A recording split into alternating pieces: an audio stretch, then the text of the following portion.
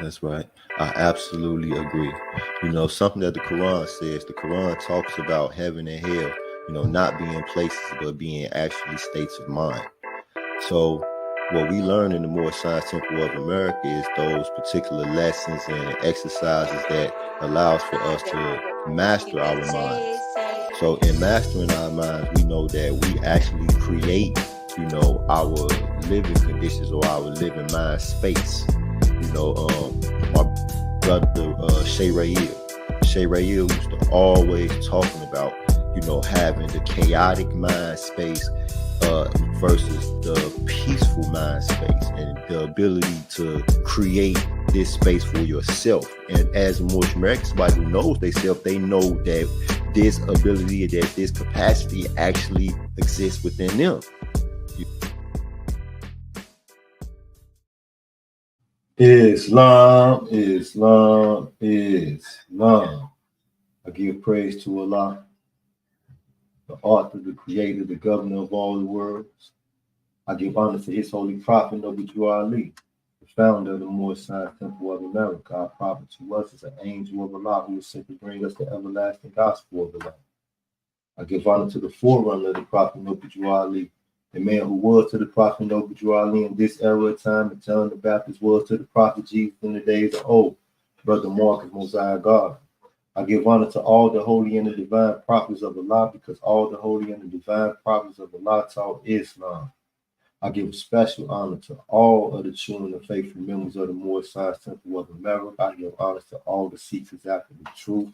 I give honor to this Holy Friday, because Friday is the day on which man was formed in flesh. Friday is the day on which man departed out of flesh and ascended into his Father God Allah. Islam. Islam. Man, Moors, we had a beautiful holy day service today, and I'm still vibrating. And the topic at Holy Night was the same exact topic of this night of power. It's all about protecting the temple right now. It's Mental Illness Awareness Week, and as y'all know, we all see it every day. Mental illness, you know, it's running rampant through our communities like a hot knife cutting through butter.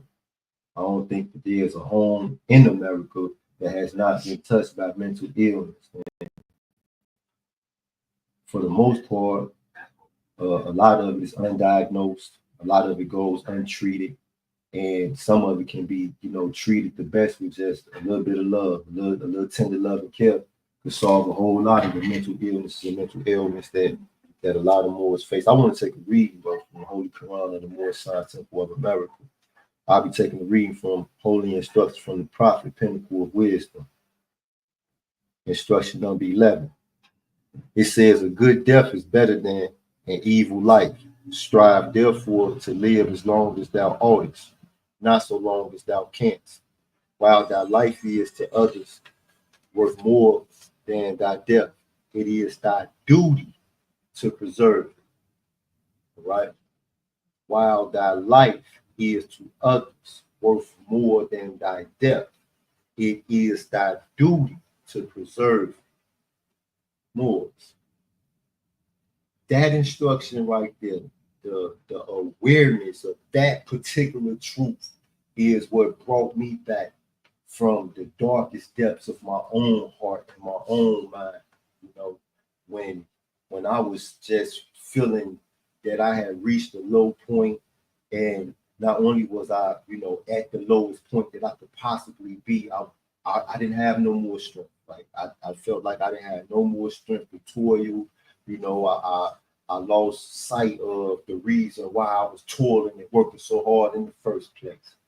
But then this particular instruction, it brought me back. I started to think about my children. I started to think about my woman. I started to think about my mother, my sisters, my grandmother. I started to think about my homies, my homies who I love. You know what I mean? I started to think about, all of the Moorish Americans who had, gave their energy to me to teach me more science and to try to make me a better man. And I started to think about those ones who weren't even members of the Moorish Science Temple of America, but who had, given me parts of they self. And I was like, man, I just can't let them down. I can't let them down. I owe it to them. When you have been, where I've been, and a lot of us been there. A lot of us been there. And the sad part is, if you haven't been there already, you're gonna have to touch that. Because the Holy Quran of the Moorish Science Temple of America says that unnumbered foes stand before the face of man, and these he must overcome, yea, overcome them every one. So it's a guarantee that, if you haven't already, had to face it, you will have to face it at some point. That's just a fact. That's a fact of life. It's a sad truth, but it is the truth. And with that being the case, when you done been where I've been, I had men who never ever again to see the sun rise in the morning as a free person, never see the sun go down at night as a free person. And those men which is drilled life's lessons into me. And I never forget the one, man, the Elder E. He used to be so hard on me. I mean, it was a group of us, but he used to be just so hard on me. I had to learn every lesson. I couldn't answer any question wrong. I had to pick up on everything. And one day I just snapped and I'm like, man, why you ride me so hard? Like why you don't do them like that? Why you do me like that? And he looked at me and he said, because you're going home. Because you're going home. Right? And I looked around at the other brothers, and it was true. They all had life. And if they didn't have life, they had a number that you just can't do. 70, 80 years, 90 years. I had about 16, 17 years left at the time. But when he said that to me, I understood.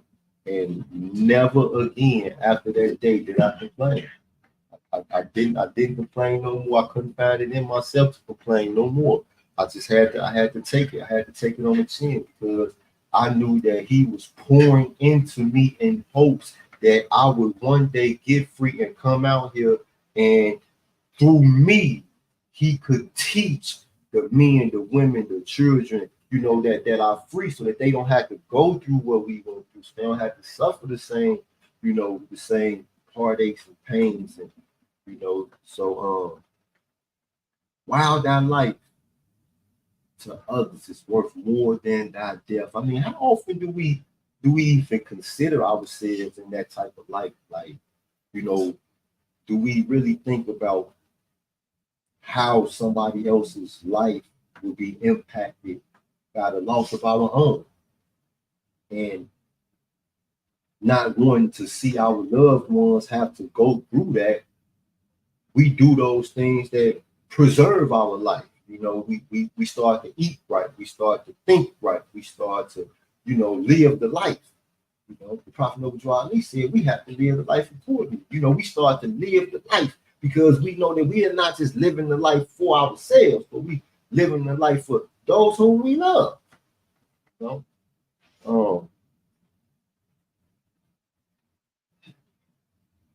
I had a conversation.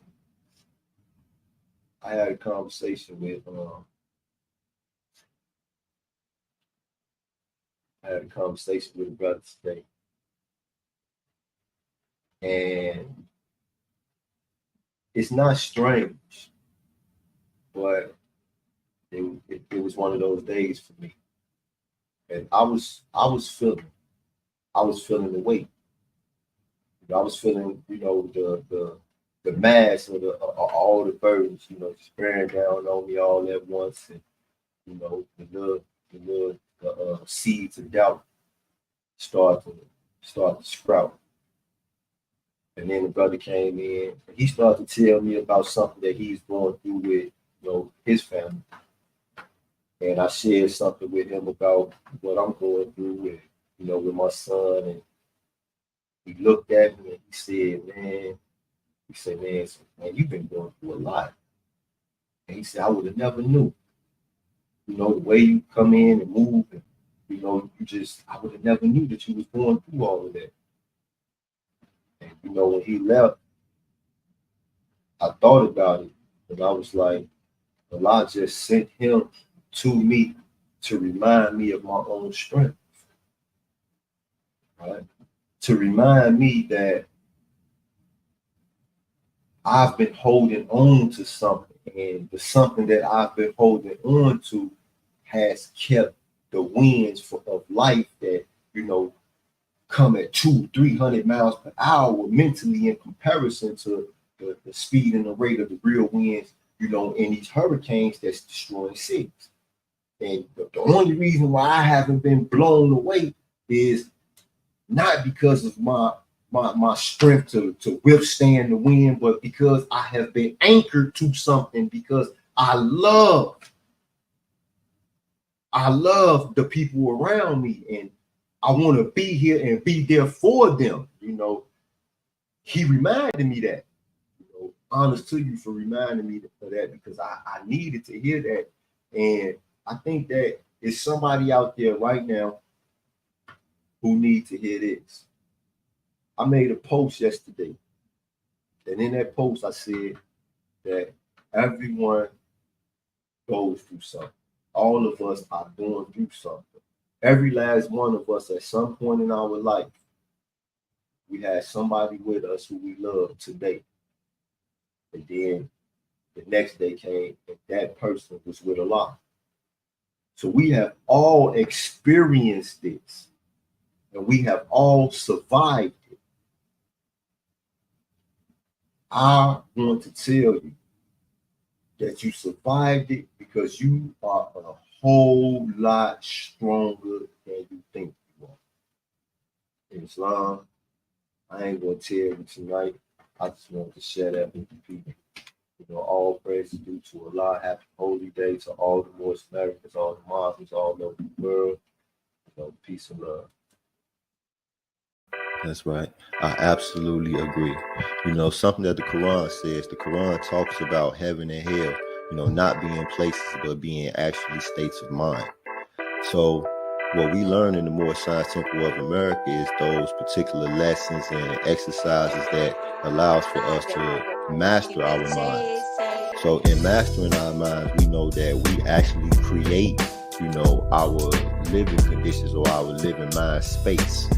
My brother Shay Rael used to always talking about, having the chaotic mind space versus the peaceful mind space, and the ability to create this space for yourself. And as a Moorish American, somebody who knows themselves, they know that this ability, that this capacity actually exists within them.